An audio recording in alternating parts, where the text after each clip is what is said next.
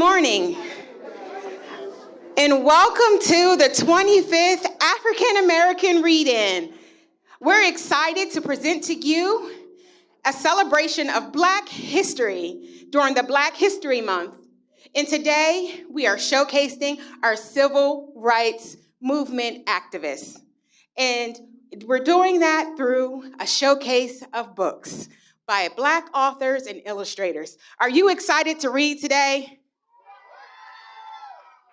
Have you been learning about Black history all month?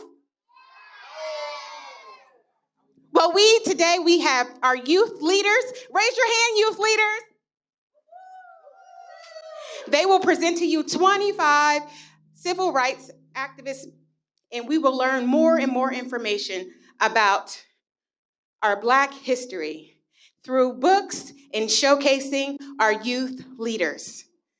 But did you know that this African American Read-In has been since 1989? The National African American Read-In has been to celebrate Black history by celebrating our African American authors and illustrators and making sure we do so during Black History Month. So today, we are showcasing this wonderful event to you, and we want to welcome everyone. We want to thank all of our partners and our sponsors, and today, one of our partners is the AKA Foundation of Central Pennsylvania, and I will turn it over to Ms. Yasmin Coleman.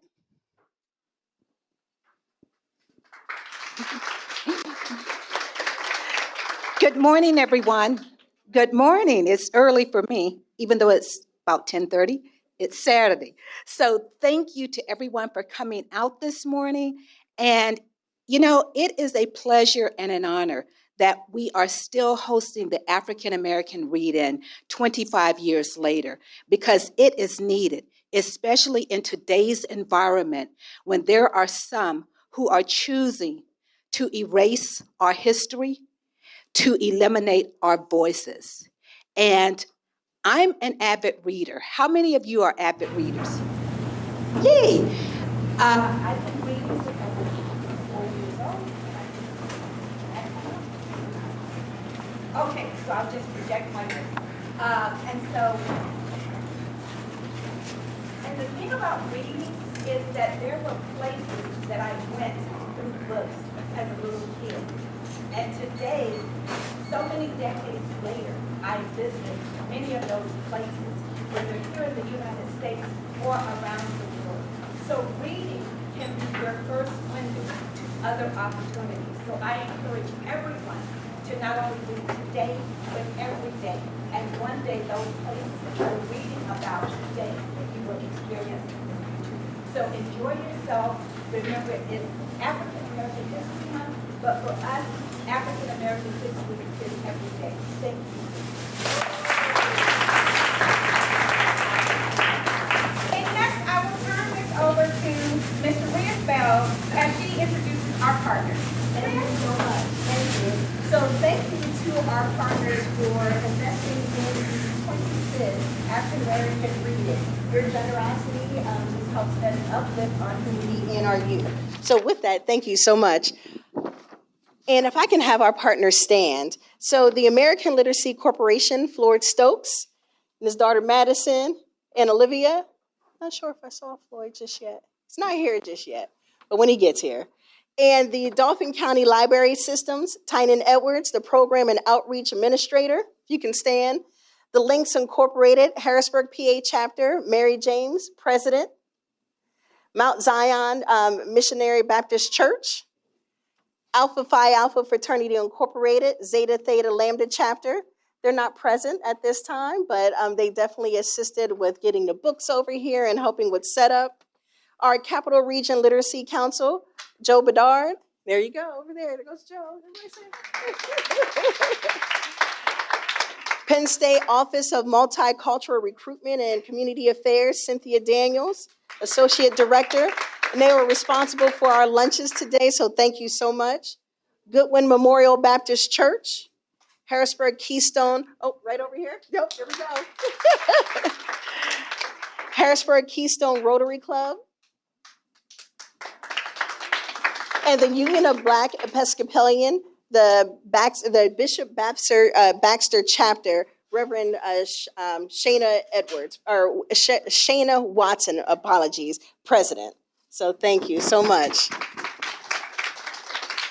So thank you again to all of our sponsors for assisting in our 25th African American Read-In. With that, I am going to turn it over to Karen Love. Thank you so much. Thank you very much. My name is Karen Love, and I am the African American Read-In Chairman.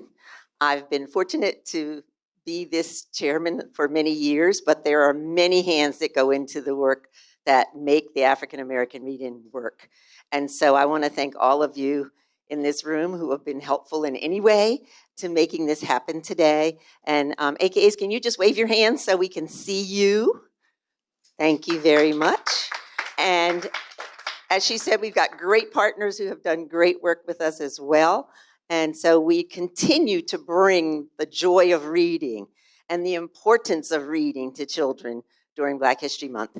And we support our HBCU schools as well. So today, when you hear Lift Every Voice and Sing, I would like you to stand. It's going to be sung by a number of students from different HBCUs. Who knows what HBCU stands for? Yes. Say it out loud. You can, all of you say it. Exactly. And many of our people have been educated at these schools. They still serve an important role. And so as we stand to listen to Lift Every Voice and Sing, written by James Weldon Johnson, and his brother Jay Rosamond Johnson wrote the music to this song that has been with us for a very long time. Please stand now for Lift Every Voice and Sing.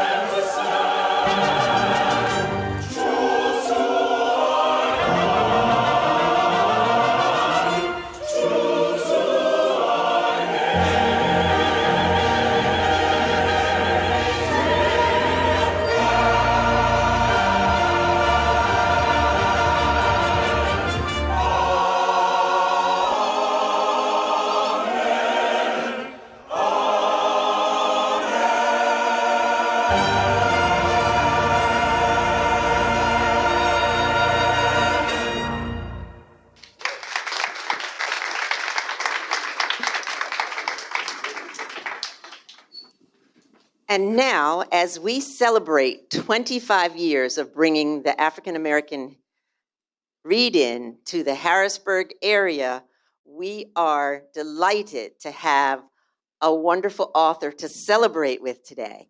We are fortunate to have Miss Paula Young Shelton, who is the daughter of Andrew Young, a civil rights activist, and her book, Child of the Civil Rights Movement, is what she will be sharing about today. I'm going to tell you a little bit about her, but not a whole lot, because I want you to enjoy what she has in store for us. So she is a teacher, an author, a wife, and most importantly, mother to 3 extraordinary humans. And as an early childhood teacher for over 30 years, she's taught in rural village in East Africa, the public schools in Atlanta, Georgia, and Washington, D.C., as well as independent schools in New York City and the nation's capital. She's a graduate of Duke University and earned her master's degree in early childhood from Bank Street College of Education. As a first grade teacher in Georgetown Day School for 20 years, she enjoyed implementing a dynamic curriculum consisting of civil rights unit, a study of all kinds of families, including same-sex marriages and non-binary children, and a social curriculum emphasizing an appreciation for diversity and acceptance of all in conjunction with a challenging academic program. And so I am going to let her finish telling you about not only her first book, which is Child of the Civil Rights Movement, but she also has her latest book, which is called Just Like Jesse Owens, which recalls a pivotal childhood event told to Paula by her father, Andrew Young, and it's called Just Like Jesse Owens. So in addition to teaching, Paula has spent a year as author in residence, and she continues to write children's books about civil rights. So this was the perfect opportunity to not only showcase her book, but also to have a learning opportunity for the community to embrace some of those civil rights activists who we still need today. So thank you for coming out. Thank you for being able to listen to what she has to share and what our young people will share when she has completed. Thank you so much, Ms. Paula Young Shelton. And she is accompanied by her husband, Mr. Hillary Shelton, who is Vice President of Advocacy and Policy for the NAACP. He's a Bureau Director, and so we are honored to have both of them with us today. Thank you so much. I really appreciate that introduction. And I especially appreciate being here today because as a teacher, I love books. I love telling stories, writing stories, and that's really how this book came about. I was a teacher at a school that had this big Martin Luther King assembly every year, and it was great, but it was really long. And so the youngest kids couldn't sit through the whole assembly. And one of the teachers asked me to come and tell some stories to the kids in the little kindergarten students in our school. And when I started talking about growing up in the civil rights movement and having to deal with segregation and calling Dr. King Uncle Martin, they really got interested. And they were like, wait, was he really your uncle? And I said, no, he wasn't really my uncle, but you know how when I was growing up, we never called adults by their first name. And so people that were very close to my parents, it felt too formal to call them Mr. or Mrs., so we would call them aunt or uncle. And Martin Luther King and Coretta Scott King were my, play aunt and uncle. And so when I started telling stories about my Uncle Martin, all of a sudden these little kids were like, what? What did he like to do? And, what kind of ice cream did he like? And, asking me all these crazy questions, but they were excited and they wanted to learn more about Dr. King. And so I wrote this story because I wanted to share with all of you what an amazing individual he was. That he was not just a statue, he was not just a boulevard, but he was this caring, compassionate man who sacrificed his life for you, for his own kids, so that you could have more opportunities. But he did not do it alone. It was not just Martin Luther King. There were so many other people some that we've heard about and some that we will never hear about, who made great sacrifices to bring about equality in this country, which makes it a better country for not just Black people, but for everybody. Because when we're allowed the opportunity to share our talents, to develop our skills, we make amazing contributions to this society. So I want to share this story with you, Child of the Civil Rights Movement, which is a true story about my experience growing up in the segregated South. And I'm not sure I need the microphone because I'm a first grade teacher and you can hear me, can't you? Yes. And I want you to be able to see, these beautiful illustrations by Raul Colon. So my husband is going to be assisting in changing the pictures so that you get to see them. So this is, let me get out of the light. All right, Child of the Civil Rights Movement, going home. Mama was from Alabama, Daddy was from Louisiana, the deep South. They have been called bad names, treated badly, told you can't do that, just because of the color of their skin.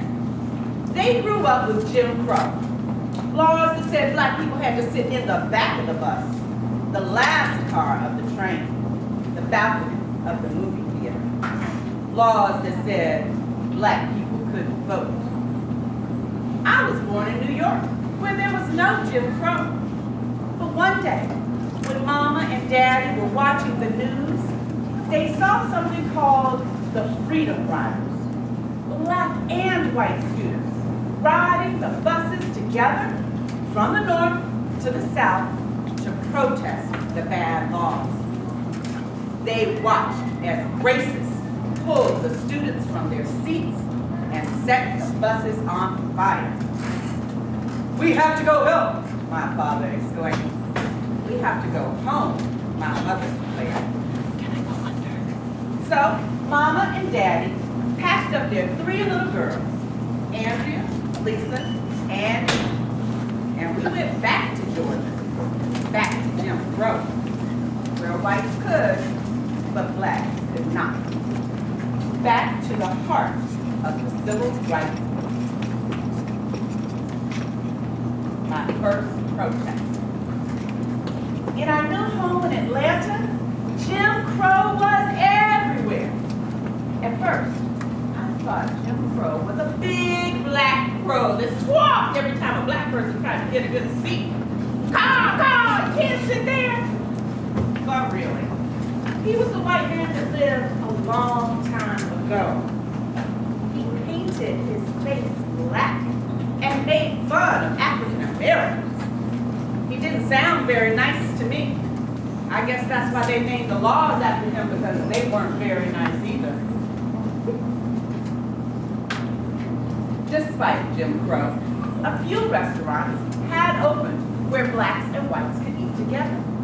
So one Sunday, Mama and Daddy decided to see how far things had really come. So after church, we went to have brunch at the brand new Holiday Inn restaurant. We stepped into the fancy lobby with chandeliers hanging from the ceiling, and we asked for a table, but they wouldn't let us in.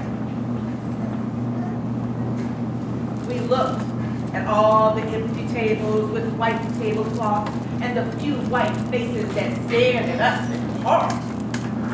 All we wanted was to sit down and eat. I was so hungry that I started crying. Mama and Daddy didn't try to stop me. They just simply set me down and let me cry. And did I ever? I screamed at the top of my lungs. My very first protest. My own little sit-in. But still, they wouldn't let us in.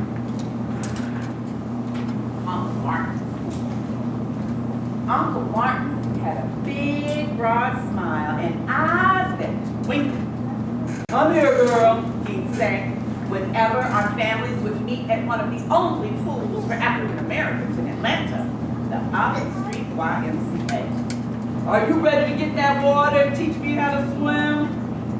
Run, I would run as fast as my skinny little legs could carry me.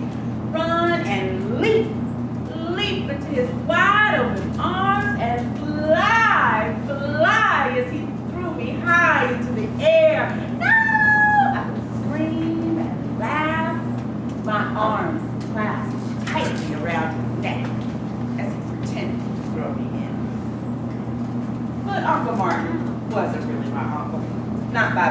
anyway, we were close because our fathers worked together, close because our mothers worried together, close because we all struggled together, close because we were brought together for a common goal, a common good.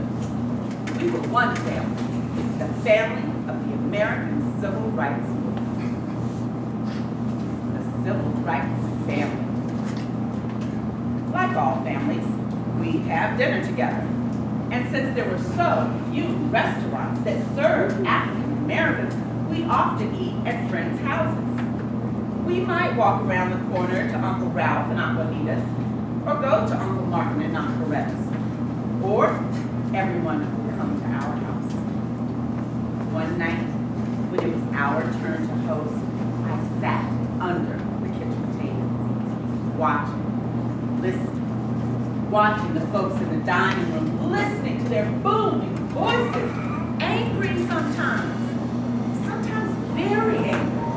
They were talking about Selma, Alabama, where, as in most cities in the South, blacks have been denied the right to vote. They were organizing a huge march to protest from Selma to Montgomery. They had already marched twice before, and twice before they'd been beaten back. With everyone trying to talk at once, I thought they sounded just like instruments tuning up before a concert. Blackwell especially was like a trombone, so smooth, clearly presenting the facts. Jose ambled around the table in his overalls, tooting like a tuba. I was in Selma last time, and we've got to go back. Let's wait, Daddy said, the fellow saxophone producer. I flinched when Big Orange stood up, his huge frame towering above everybody else. That ain't right, Andy. He boomed like a bass drum. We got to help these folks now. Uncle Ralph agreed, his violin, his voice rising loudly above the horn and drum like a violin. Then Aunt Dorothy's sweet soprano joined in. We've got to get the young people involved, she sang. If they can go to Vietnam and fight, they can fight at home. Mama's flute chimed in from the kitchen, reminding the men that the women would be the key to any market's success. Meanwhile, Uncle Martin sat silent and listened to the voice of the play. Uncle Martin loved the music of his friends, and he knew that each instrument needed to be heard. But he also knew that in the end, we must come together like a symphony as one. Paula, baby, Mom said, set the table. I slipped out from my hiding place, grabbed the napkins and forks, and fell into the dining room, my nightgown fluttering behind me. The discussion continued as passionately as before, but as I set each place, the person seated paused, looked at me and smiled, patted my head, or gave me a gentle hug. Dinner's ready, Mama called, carrying in a large dish of macaroni and cheese. Let me help you, Jean. Aunt Dorothy volunteered and went to get a bowl of green beans and a pitcher of sweet tea. In the kitchen, Andrea grabbed the baked chicken and marched in first, as always. Lisa came next, carrying a big, beautiful salad, and I got the basket. Sometime later, when everyone was done, there were hugs and kisses, and I'm so full I can't walk, and raving about the macaroni and cheese, which seemed to come from a magic pot that filled up every time you scooped some of that creamy casserole onto a plate. No matter how many people came to dinner, there was always enough to go around, enough to comfort, enough to strengthen the family of the civil rights.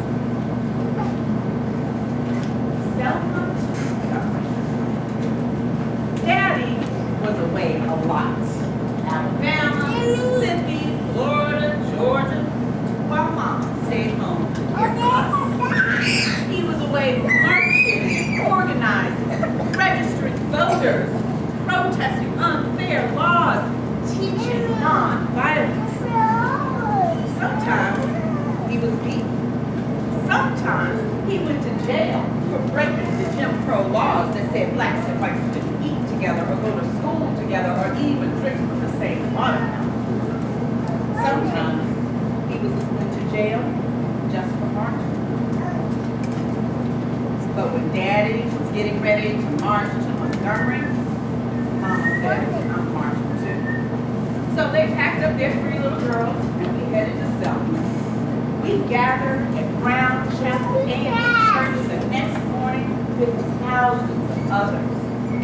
I looked around and saw so many different kinds of people, black, white, young, old, rich, poor. There were Jewish rabbis and Catholic priests and lots of Baptist ministers. There was even a man with one leg who everybody calls Sunshine. There were people from the South and people from the North. One group had come all the way from Hawaii and they handed out lays to the leaders. The sight flashed through the air like lightning. Then Uncle Martin linked arms with the priest and extended his hand to Aunt Loretta as if to ask her to dance. And the march was on. Since I was only 4 years old, I walked for just a little while. Mama carried me until she got tired, and then I got passed from uncle to aunt to uncle. Lisa was 8, still small enough to ride on Daddy's shoulders as he jogged up and down the long line of marchers, shouting at us to pick up the pace, or starting a song to keep our spirits high. He ran up and down that long line of marchers so many times, he said he marched from Selma to Montgomery 10 times that week. Andrea was 10 years old, and she marched proudly that day.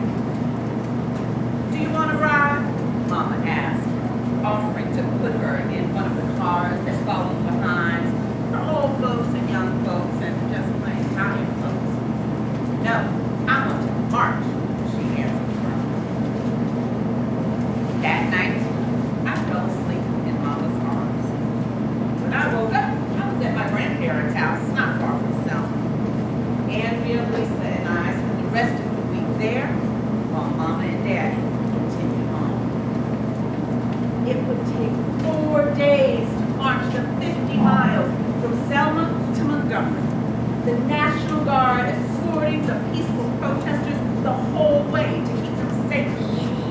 All over the country, people watched on TV as the group marched triumphantly into Montgomery. President Johnson saw it too. The Voting Rights Act of 1965.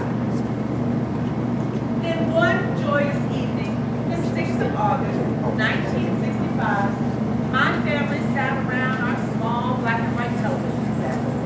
Uncle Martin stood over the shoulder of President Johnson and watched him sign the bill that would make sure all people, black and white, could vote, and no one could stop him. Curled up on Mama's lap, I thought about our march while pictures flashed across the screen. Andrea and Lisa shouted at the TV, pointing out the folks that we knew and the places we've been. We talked about the singing, the praying, the friends and family, even the tired feet. It made me glow with pride to know that I had played one small part. But even then, I also knew that we won just one battle, and there were many more to come. And one day, when Mama and Daddy were too tired to march, too weary to carry us on their shoulders, too exhausted to fight another battle, the baton would pass to all of you, and you will march on, children of the civil rights movement.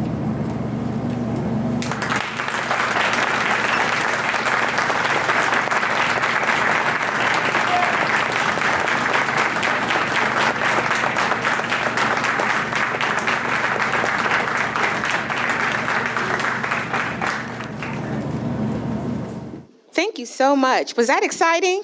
Did we learn something? I would say that is definitely Dr. Martin Luther King's niece, would we say? She had a firsthand experience with someone we've learned so much about. And it was exciting to learn about our Black history through a children's book. So be sure to filter out and see what books you'd like to see. But before we do that, we have other authors and illustrators here today. And to present that, we have Miss Ebony introduce our youth leaders. Are you ready to learn more about Black history today? Now, we had the perspective from an adult from when they were a child, but we are going to hear about other civil rights leaders from our Youth Leadership Institute participants. And next up, we have our youth leaders. Who is up first? So we have Miss Malaya, and she is going to showcase Diane Nash. From a show of hands, who knows that civil rights leader? Oh, we're going to learn a lot of new things today, aren't we? Are we excited?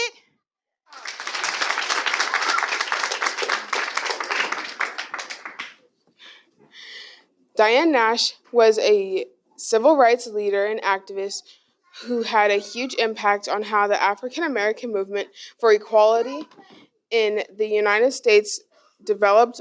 Born in Chicago in 1938, Nash grew up in a segregated society and was deeply impacted by the inequality she experienced. She coordinated several campaigns, including the Freedom Riders in 1961, the Salem Voting Rights Struggle, and the Student Nonviolent Coordinating Committee. As a result of her experiences growing up in the segregated South, Diane also played a critical role in the Salem voting rights movement of 1965, during which she and other activists marched to Montgomery and Alabama to demand the right to vote for African Americans. The march was interrupted by police violence, resulting in the infamous Bloody Sunday event in which peaceful marchers were attacked by state troopers and local police. Diane was an organizer of the march and was present on the day of the march. She was not injured. Diane Nash was a key organizer in the Freedom Riders in 1961, a very dangerous campaign challenging segregated interstate transportation in the South. The Freedom Riders, composed of both Black and white civil rights activists, traveled together by bus and train between Washington, D.C. and New Orleans to test the enforcement of the Supreme Court's ruling in Boynton versus Virginia, which declared segregated interstate transportation to be unconstitutional. Although facing extreme violence and harsh civil rights harassment, Diane and other Freedom Riders eventually succeeded in desegregating interstate transportation in the South, thanks to their bravery and dedication. Diane was also an early chairman in the Student Nonviolent Coordination Committee, a group of young activists who worked to end racial segregation in the South. In this role, she helped organize activists such as the Freedom Riders and the Selma March, and she also worked to build support for the civil rights movement among young people. The legacy of Diane Nash's work in the civil rights movement is felt strongly today. Her courage and leadership have inspired generations of civil rights activists to continue the work of achieving true equality for African Americans. Her leadership in the SNCC helped to build a strong foundation for the civil rights movement, which continues to be a major force of social change in the United States. Diane Nash is a remarkable civil rights activist who made the incredible impact to American history. Through her courage, determination, and leadership, she helped organize and lead some of the most significant civil rights campaigns in the 20th century. Her work has had the lasting profound impact on the nation, and her legacy as a civil rights leader will be remembered for generations to come.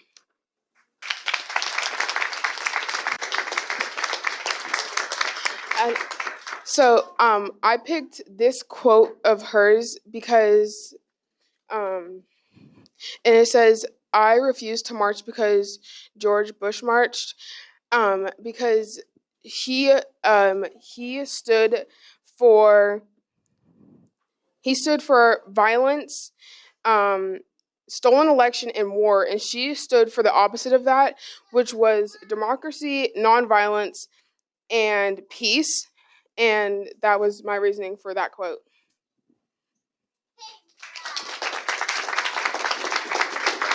So today she focused on Diane Nash. So who in the room now knows about our civil rights leader, Diane Nash? That should be everyone. So you see how much you were able to educate us today for Black History Month. So we want to thank her so much. So another round of applause.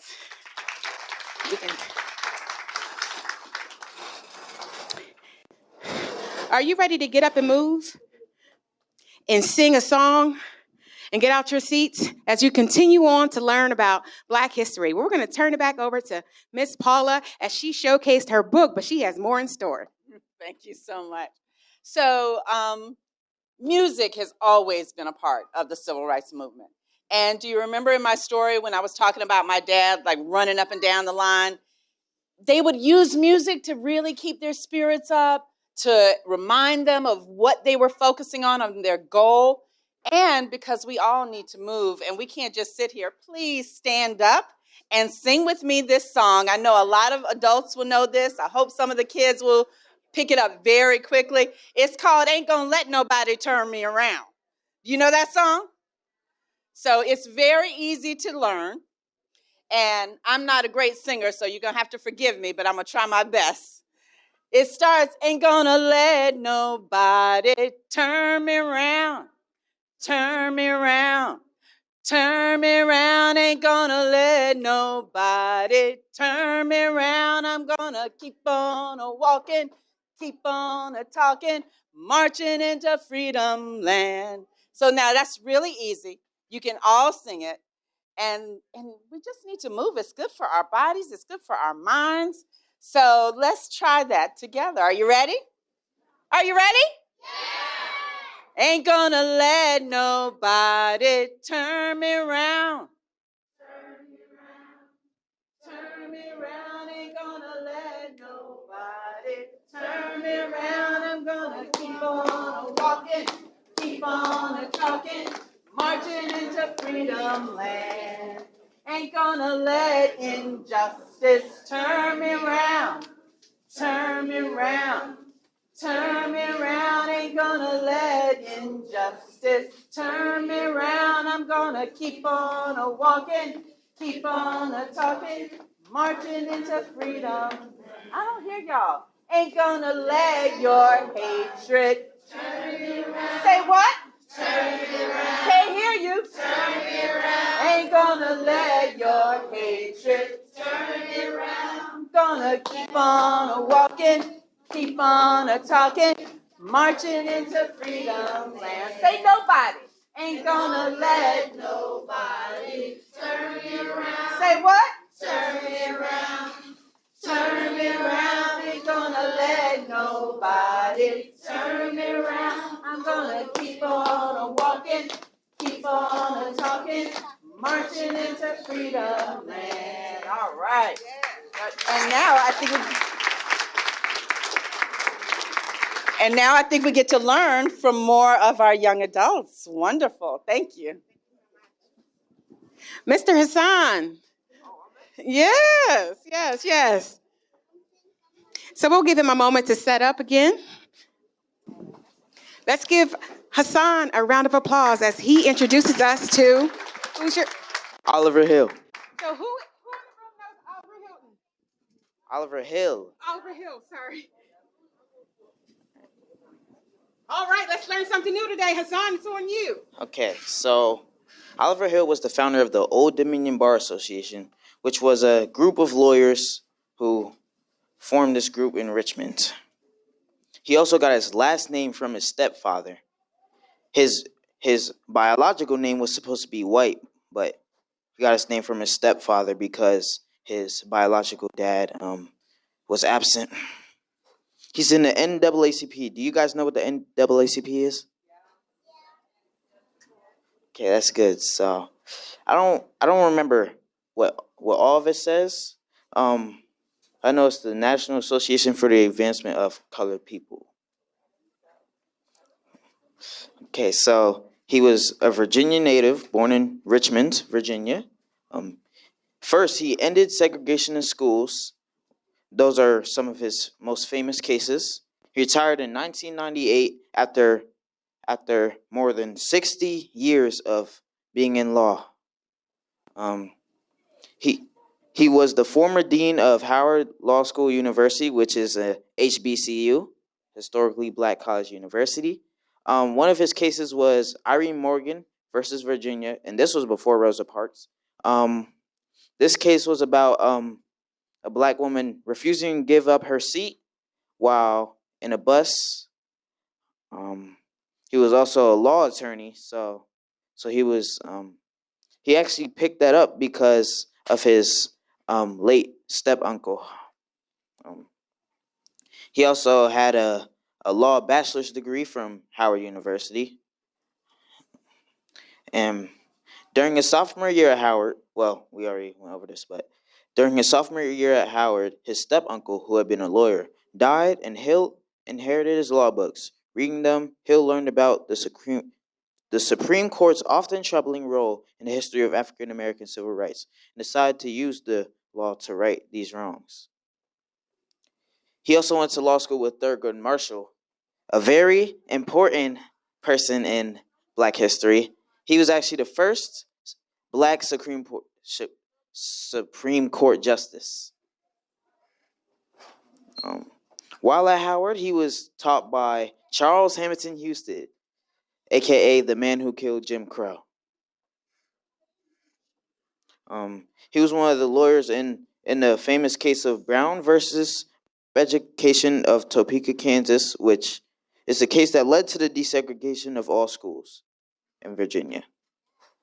He also lived to be 100 years old. He was born in 1907 and died in 2007.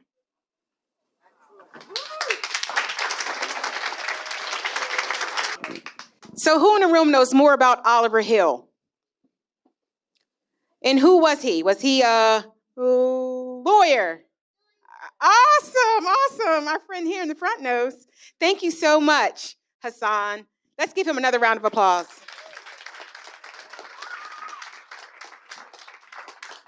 Do we want to continue to showcase our youth leaders? Let's go. What do we have up next? So our youth leaders not only researched all of these different civil rights activists, but they also put together these beautiful displays.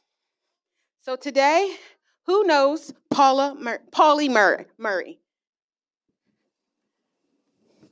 We're going to learn something new today. So I'm going to turn it over to Miss Katie, where she will showcase Pauli Murray.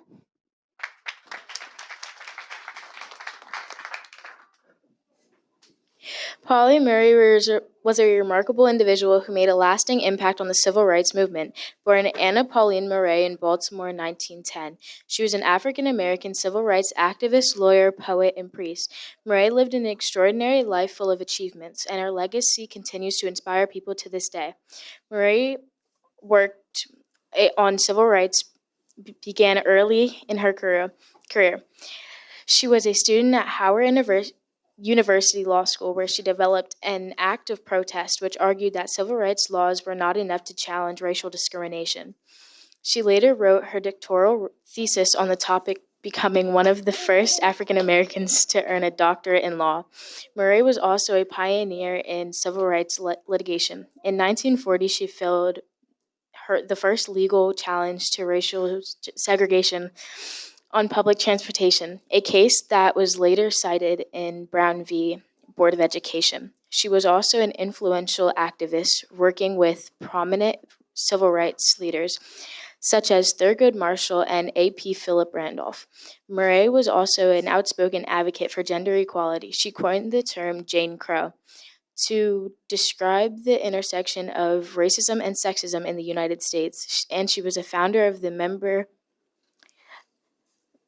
National Organization of Women. She was a prolific writer, penning books and articles on topics ranging from civil rights to women's rights to religious faith. Murray's legacy continued to be felt in the civil rights movement. Her work is an example of how one person can make a difference in the world, not by only taking direct action, but also by inspiring others to fight for justice. Her example of resilience and courage in the face of adversity is an inspiration to many. In today's era, it is important to recognize and celebrate the accomplishments of people like Paula Murray. In a time when civil rights are still being fought and disparities in race and gender are still prominent, her work serves as a reminder that progress is possible and that everyone has potential to make a difference. We can all learn from the example and strive to change what we want to see in the world.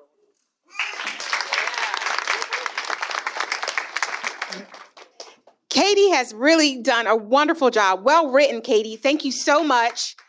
Who knows more about Polly? Where did she go to school? Howard University. We're seeing a trend here. Thank you so much, Katie. That was well written. So who here is interested in the Credit 101 workshop? Raise your hand if you're a parent. Wants to make sure that we get a little bit of information. We do have that showcase for us today as well. We want to also take some time to get more information for that and have members of our audience that want to exit to attend that particular workshop. So we want to take a quick break as we got set up today for our next showcase. So we'll have someone come around and give you more information. But up next. Hello, my name is Nadia Mathis Jones, and I am 10 years old, and today I will be presenting Fannie Lou Hamer. Hamer was born on October 6, 1917, in Montgomery County, Mississippi, the 20th and the last child of the sharecroppers Lou, Ella, and James Townsend. She grew up in the poverty, and at age of 6, Hamer joined her family picking cotton. By age 12, she left school to work. In 1944, she married Perry Hamer, and the couple toiled on the Mississippi plantation owned by B.D. Marlowe until 1962. Because Hamer was the only worker who could read and write, she also served as plantation timekeeper. So on my board, I also put quotes by other activists. She was a civil rights and voting rights activist. Her famous quote was, "I am sick and tired of being sick and tired." I will also read honors and awards. Hamer received many awards, both in her lifetime and posthumously. She received a Doctor of Law of Shaw University and honorary degrees from Columbia College, Chicago in 1970 and Howard University in 1972. She was inducted into the National Women's Hall of Fame in 1993. Hamer also received the Paul Harberton Award from Alpha Kappa Alpha Sorority Incorporated, the Mary Church Terrell Award from Delta Sigma Theta Sorority, the National Soldier Truth Merit Service Remembrance from her life was given in the U.S. House of Representatives on the 100th anniversary of her birthday, October 6, 2017, by Texas Congresswoman Sheila Jackson Lee. And that is my presentation. Thank you so much. We learned a lot about Fannie. I've heard that quote often. Thank you so much for sharing. Next, we have one more presenter, and then we will have all of our youth leaders set up at a table so you can learn more about our civil rights leaders. Up next, who's volunteering? Oh, Miss Brooklyn. Miss Brooklyn, come on down.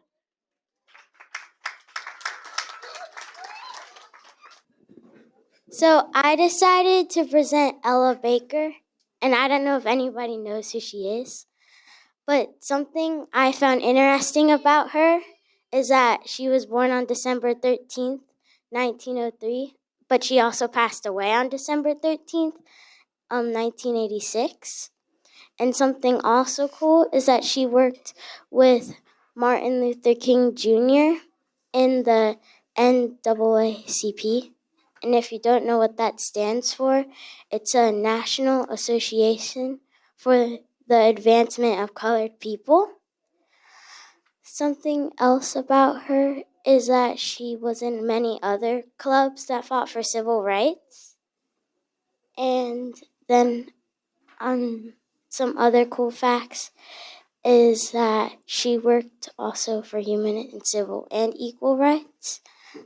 And to quote her, "This may only be a dream of mine, but I think it can be made real." And yeah.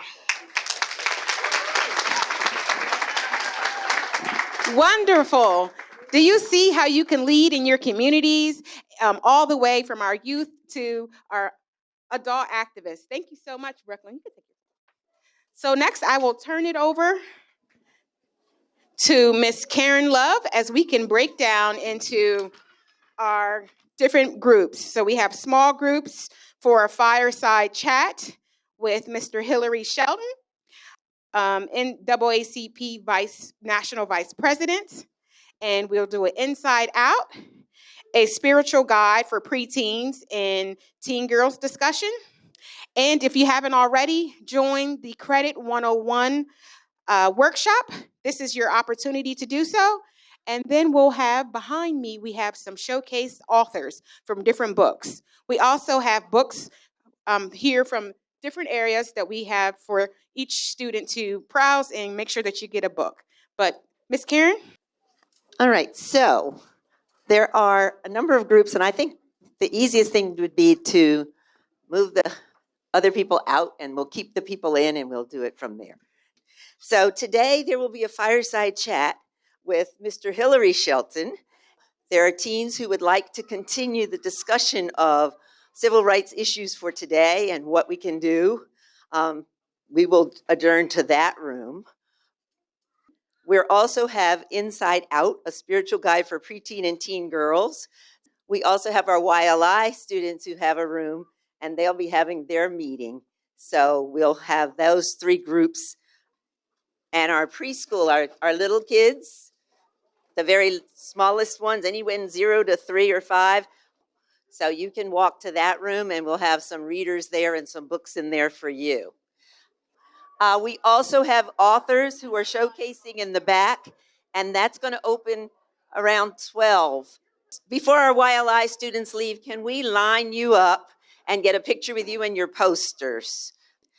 These are the young girls that Epsilon Sigma Omega chapter, and boys, I should say boys, who our chapter is sponsoring as they develop their leadership skills.